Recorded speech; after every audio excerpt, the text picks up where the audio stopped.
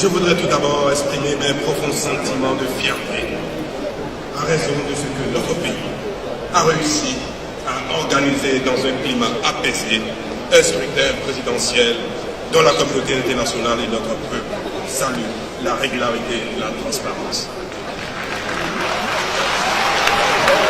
Je ferai de mon mandat unique une exigence morale. Cher Patrice, qu'est-ce qui t'arrive? Tu permettras dans cette chronique que je te tutoie à titre exceptionnel. Je sais que ça ne te dérangera pas, toi qui n'es pas féru de convenances et de protocoles.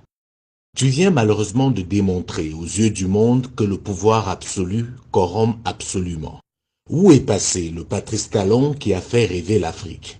Il est où ce président ultra élégant, cassant les codes du protocole par son look et son attitude? Il est où ce Patrice Talon qui revendiquait avec conviction le retour en Afrique des richesses culturelles africaines dispersées dans les musées occidentaux? Que s'est-il passé? Qu'est-ce qui n'a pas marché?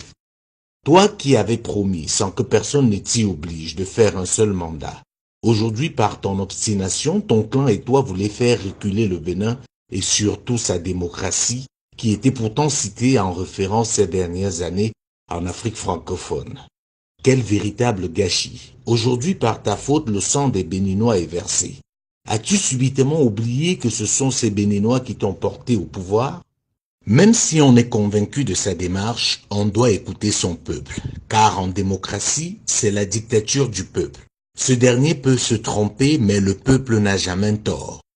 Comment as-tu réussi l'exploit de faire regretter Yayi Boni en seulement 3 ans?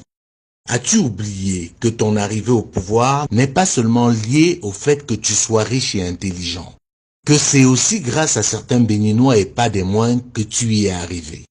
Comment peux-tu expliquer que Sébastien Adjavon, qui t'a fait roi, soit aujourd'hui contraint à l'exil comme toi à l'époque de Yayi Boni?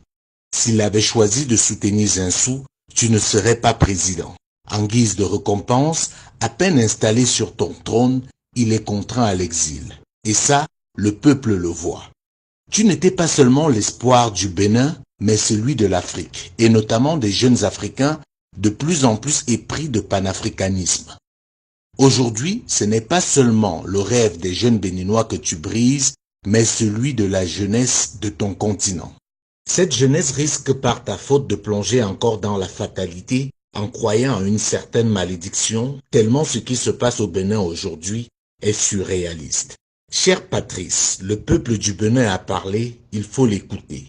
N'écoute pas ton entourage, ils n'ont de compte à rendre à personne si ce n'est à toi. Or toi tu rendras compte au Bénin, à l'Afrique et à l'histoire. Sur près de 5 millions d'électeurs potentiels, moins d'1,5 million sont allés aux urnes. C'est très insuffisant, il faut en tenir compte. Moi je garde espoir, car il n'est jamais trop tard pour bien faire.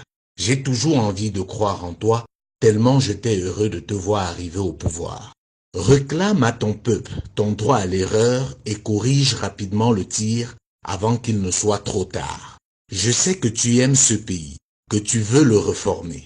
Je sais que tu es très influencé par le modèle rwandais, qui a réussi à imposer une certaine discipline et produit des résultats économiques impressionnants. Mais il faut se résoudre à l'évidence. Le Bénin n'est pas le Rwanda. Ils n'ont pas la même histoire, encore moins la même expérience de la démocratie. Intègre cela et sauve ton pays. Car les grands hommes ne sont pas ceux qui ne commettent pas des erreurs, mais bien ceux qui reconnaissent leurs erreurs et les corrigent.